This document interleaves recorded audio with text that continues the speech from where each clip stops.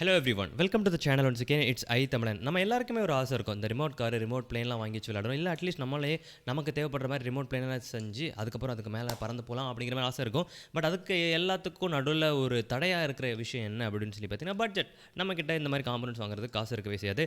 இப்போ கூட நாங்கள் ஒரு ட்ரோன் பண்ணலாம் அப்படிங்கிற மாதிரி பிளான் வச்சுருக்கோம். பட் இருந்தாலும் அது வந்து ரொம்பவே டீடியஸான ஒரு ப்ராசஸ், நிறைய பிரச்சனைகள் இருக்குது அப்படிங்கிற மாதிரி இருக்குது. பட் எது எல்லாத்துக்குமே ஒரு ஃபஸ்ட் ஸ்டேஜ் இருக்கணும்ல. இப்போ என்னைக்கு என்ன சொல்ல வரேன் அப்படின்னு சொல்லி பார்த்தீங்கன்னா, இந்த மாதிரி Arduino போர்ட்ஸ் உங்களால் வாங்க முடியலை அப்படிங்கிற மாதிரி இருந்தாலும், எப்படி நீங்கள் வந்து ப்ராஜெக்ட்ஸை பண்ண லேர்ன் பண்ணுறதுக்கு ஒன்ஸ் நீங்கள் ஓரளவுக்கு லேர்ன் பண்ணதுக்கப்புறம் வீட்டில் வாங்கி கேட்டாலும் வாங்கி தருவாங்க, இல்லை அப்புறம் நான் காசை சேர்த்து வாங்கிக்குவேன் அப்படிங்கிற மாதிரி தோணும்போது, எப்படி இந்த டெவலப்மெண்ட் ப்ராசஸை இனிஷியலாக ஸ்டார்ட் பண்ணுறது காசு இல்லாமல் அப்படிங்கிற மாதிரி உங்களுக்கு தேடிட்டு இருக்கீங்க ஆர் யோசிச்சுட்டு இருக்கீங்க அப்படின்னா, அதுக்கு ஒரு வழி இருக்குது அப்படிங்கிறத சொல்ல போகிறேன். இன்றைக்கி நம்ம ஆன்லைனில் உள்ள சில டூல்ஸ் வச்சு ஆன்லைன்லேயே நம்ம டெஸ்ட் பண்ணுறதுக்குலாம் வழி இருக்குது அப்படிங்கிற மாதிரி சொல்லிட்டு நான் சில விஷயம் சொல்கிறேன். என்ன பண்ணலாம்னா, ஆன்லைனில் நீங்கள் சிமுலேஷன் பண்ணி பார்க்கலாம். உங்களுக்கு அது எல்லாமே ஒர்க் ஆகும். உங்களுக்கு என்ன தேவையில்லைனா இந்த மாதிரி போர்டு வாங்குறதுக்கும் இல்லை இந்த சென்சார் வாங்குறதுக்கும் இந்த ஒயர் வாங்கணும்லாம் அவசியமே இருக்காது அப்படிங்கிறத சொல்லிட்டு நான் வந்து கண்டென்ட் என்ன பண்ணுறேன்னு ஸ்டார்ட் பண்ணுறேன். With that being set, let's get started. So first of all என்ன பண்ணணும் அப்படின்னா, இந்த டிங்கர் கேடுன்னு சொல்லப்படுற இந்த வெப்சைட்டுக்கு நீங்கள் வந்து போகணும். இங்கே என்ன அப்படின்னா, இது ரெக்கமெண்ட் பண்ணது யாரும் நம்மளோட அமேசிங் ஹரிகிருஷ்ணன் தான் ரெக்கமெண்ட் பண்ணது. இப்போ இதில் வந்து நீங்கள் ரெஜிஸ்டர் பண்ணணும். ரெஜிஸ்டர் பண்ணதுக்கப்புறம் லாகின் பண்ணி வந்தீங்க அப்படின்னா, உங்களோட டேஷ்போர்டில் இந்த 3D டிசைன்ஸ் இங்கே நீங்கள் 3D டிசைன்ஸ் பண்ணலாம். இல்லைனா நீங்கள் என்ன பண்ணலாம், சர்க்யூட் டிசைன் பண்ணலாம். இல்லைனா கோட் பண்ணுறதுக்காக இடம் கொடுத்துருக்காங்க, லேர்ன் பண்ணுறதுக்கு இடம் கொடுத்துருக்காங்க. பட் நம்ம இங்கே கான்சென்ட்ரேட் பண்ண போகிறது வந்து சர்க்யூட்ஸ் தான்.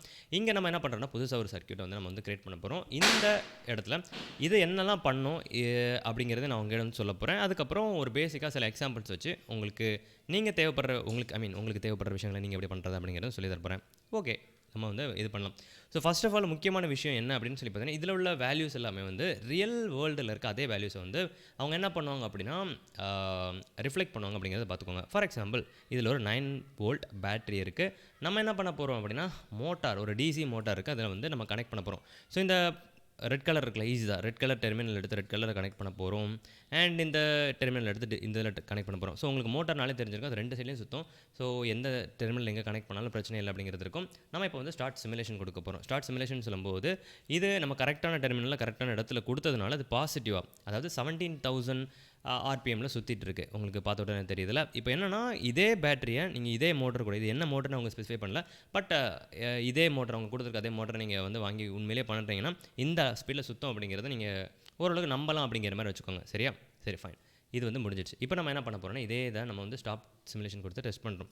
இப்போது நம்ம என்ன பண்ண போகிறோம் அப்படின்னு சொல்லி பார்த்தீங்கன்னா, நம்ம ஒரு பல்ப் ஆட் பண்ண போகிறோம். இதுதான் நம்ம ஆட் பண்ண போகிற பல்ப்.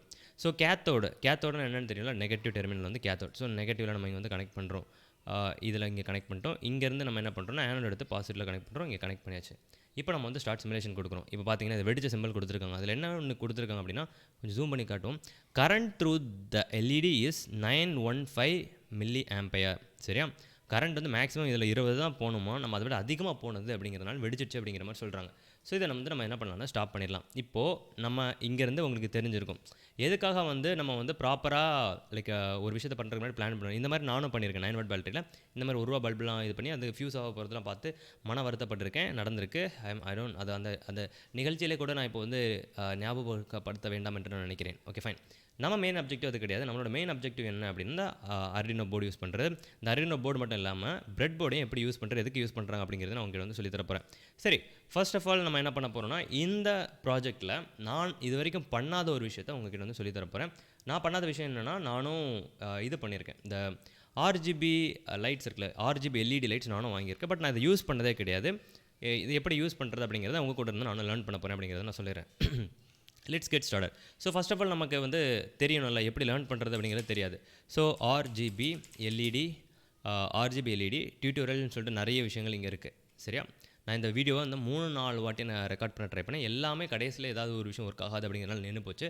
ஸோ இது 4வது வாட்டி நான் இது பண்ணிட்டுருக்கேன். ஸோ இவங்க வந்து ஃபஸ்ட் ஆஃப் ஆல் என்னென்ன காம்போனன்ட்ஸ் வேணும் அப்படிங்கிற மாதிரி கேட்டிருக்காங்க.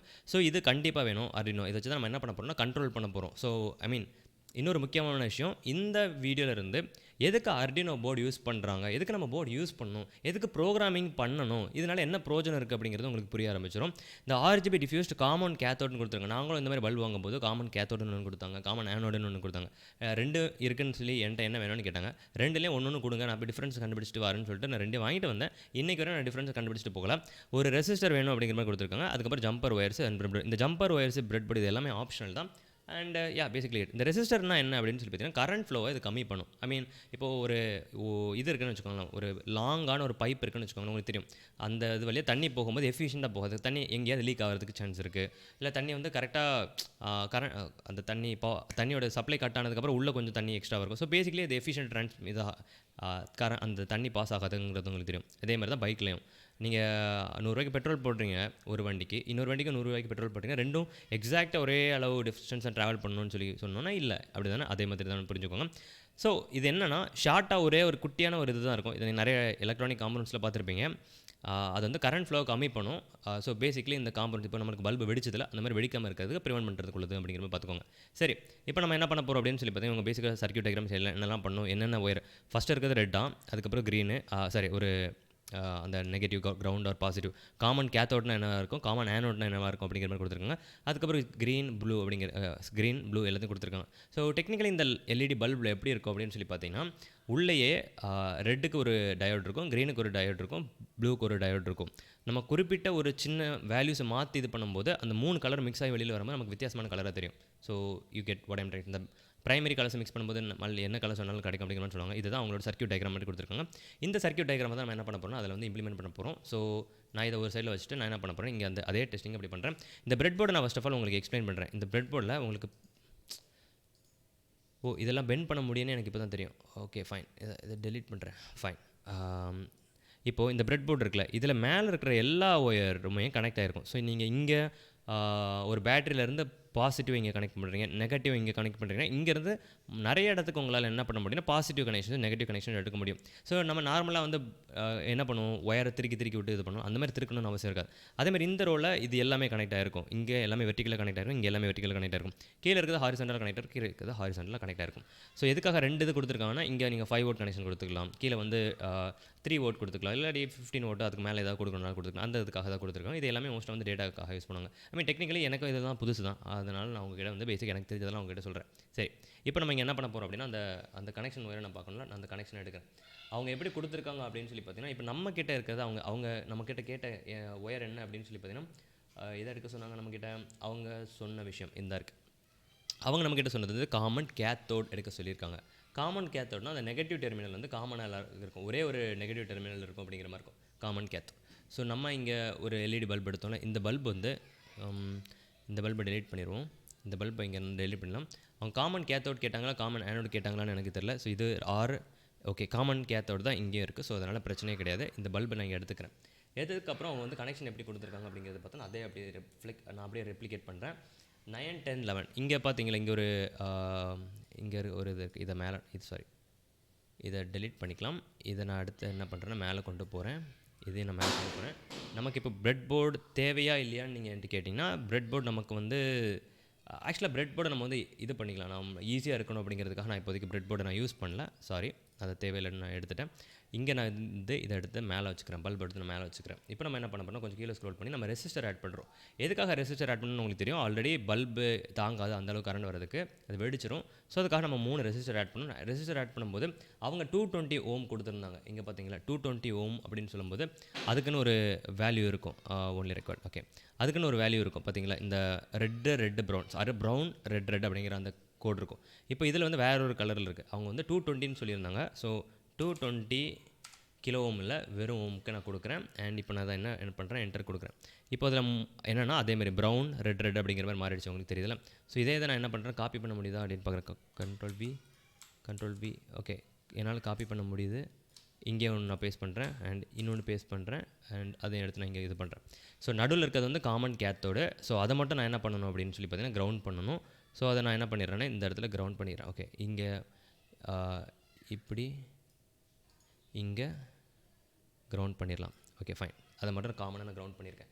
மற்ற கனெக்ஷன்ஸ் எல்லாத்தையும் நான் என்ன பண்ணுறேன்னா அந்த பல்பு கொடுக்க போகிறேன். மற்ற 3 கனெக்ஷன்ஸ் இருக்குல்ல, இதை எடுத்து நம்ம இங்கே கொடுக்குறோம். இதை எடுத்து நம்ம என்ன பண்ணுறோன்னா இதில் கொடுக்குறோம்.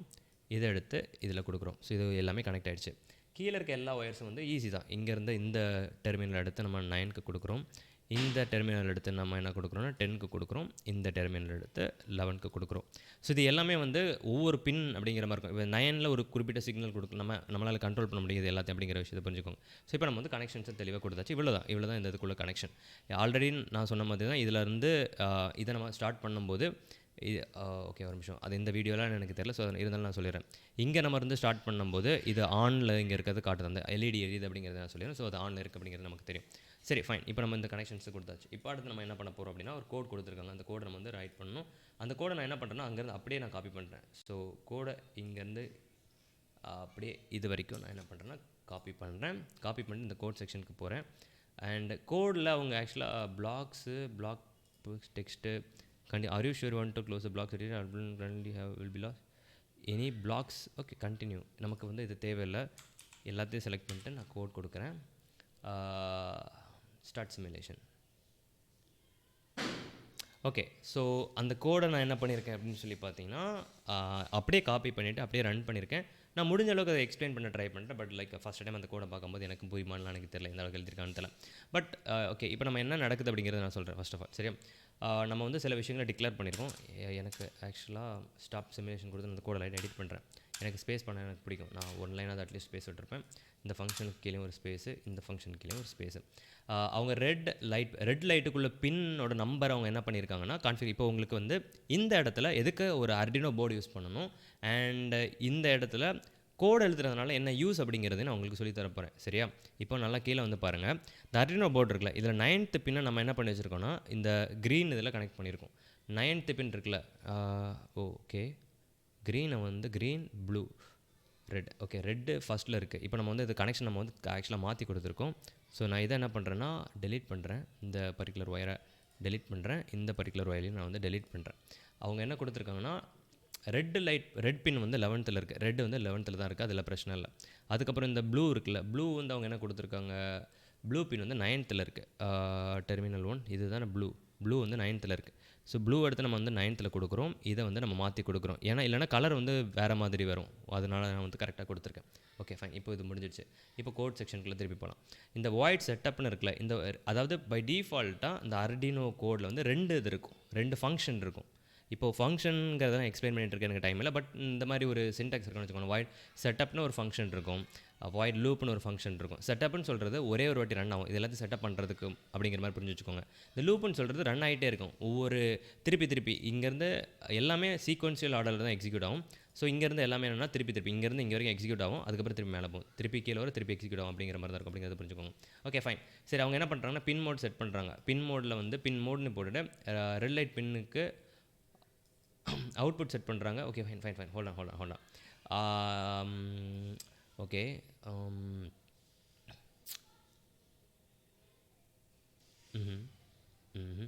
Okay that's good. சரி, பேசிக்காக இங்கே இது எல்லாமே செட்டப் ப்ராசஸ் அப்படிங்கிறது புரிஞ்சுக்கோங்க. இதை எனக்கும் இந்த பின் மோடு என்ன பண்ணுது எக்ஸாக்டாக அப்படிங்கிறது தெரியாது. நான் இது வரைக்கும் என்னோடய கோடில் வந்து எல்லாமே நான் வந்து காப்பி பண்ணி யூஸ் பண்ணியிருக்கேன். நான் எதுவுமே இன்னும் லேர்ன் பண்ணலை.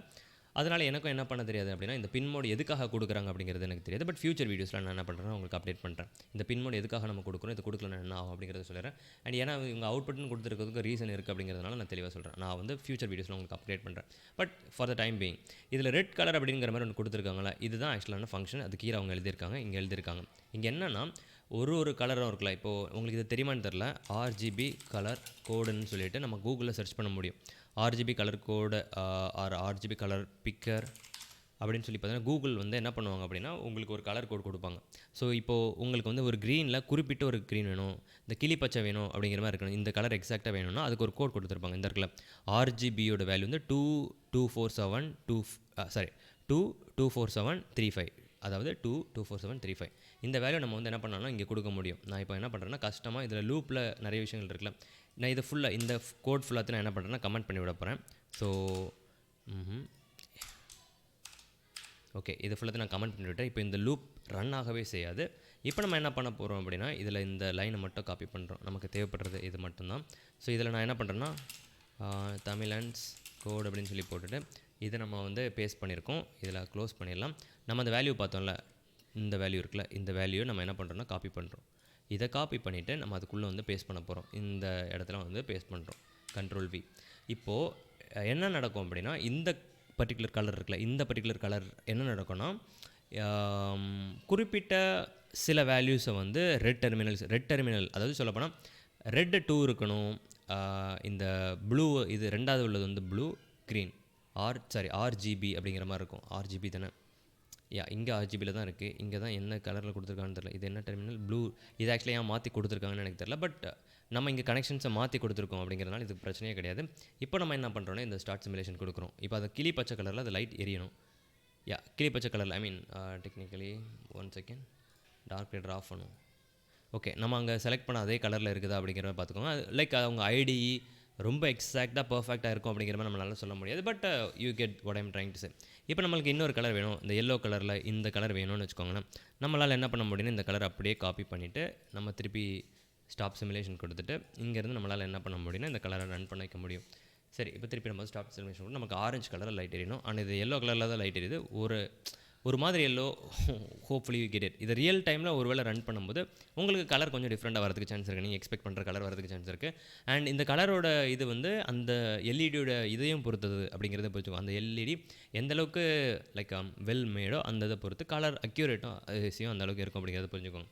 சரி, இப்போ நான் வந்து சொல்கிறேன் எதுக்காக வந்து இந்த Arduino போர்டு யூஸ் பண்ணுறோம் அப்படின்னா, நார்மலாக நம்மளால் என்ன பண்ண முடியும்னா ஒரு இது இருக்குல்ல, ஒரு பேட்ரி எடுக்க முடியும். ஒரு பேட்ரி எடுத்துட்டு இதுக்கு ஒரு கலர் இதுக்குன்னா நம்மளால் கொடுக்க முடியும். பட் நம்மளால் இந்த வேல்யூவை கண்ட்ரோல் பண்ண முடியாது. எவ்வளோ கரண்ட் இங்கே போகணும், எவ்வளோ கரண்ட் இங்கே போகணும், எவ்வளோ கரண்ட் இங்கே போகணும்னு இதுக்கு தெரியாது. எந்த அளவுக்கு நம்ம கரண்ட் கொடுக்குறோமோ அந்த அளவுக்கு தான் நம்மளுக்கு என்னென்னா வேல்யூ கிடைக்கும். எல்லாத்துக்கும் ஈக்குவலாக நம்ம கொடுத்தோன்னு வச்சுக்கோங்களேன், அது வேறு கலரில் எரிய ஆரம்பிச்சிடும். ஃபார் எக்ஸாம்பிள் எல்லாத்துக்குமே நான் வந்து ஒரே மாதிரி ஃபுல் வோல்டேஜ் கொடுக்குறேன். 255 கொடுக்குறேன்னு வச்சுக்கோங்க. ஸோ 255 அப்படின்னு சொல்லி கொடுத்துட்டு நான் கோடை ரன் பண்ணுறேன்னா எனக்கு தெரிஞ்சு அது ஒயிட் கலரில் லைட் எரியணும். ஒயிட் கலரில் லைட் எரியுது கரெக்டாக. இப்போ நம்ம வந்து இதே மாதிரி பேட்டரியில் நம்ம கனெக்ட் பண்ணுறோனாலும் இதே பிரச்சனை தான் வரும். எல்லாத்துக்கும் ஒரே அளவுக்கு கரண்ட் போகுது அப்படிங்கிற பட்சத்தில் அது ஒரே கலரில் லைட் எரியும். நமக்கு அது கண்ட்ரோல் பண்ணுறதுக்கு ஆப்ஷன் இருக்காது. இப்போ நம்மளால் என்ன பண்ண முடியும்னா இங்கே கண்ட்ரோல் பண்ணுறதுக்கு ஆப்ஷன் இருக்குது. இந்த கோடு எழுதும்போது நம்மளால் என்ன பண்ண முடியும்னா எனக்கு கரெக்டாக 12 மணி ஆச்சு அப்படின்னா எனக்கு அந்த லைட் எரியணும், இல்லைனா கரெக்டாக ஒரு 10 செகண்ட் கழித்து லைட் எரியணும். இந்த மாதிரி விஷயங்களை நம்மளால் என்ன பண்ண முடியும்னா பண்ண முடியும்.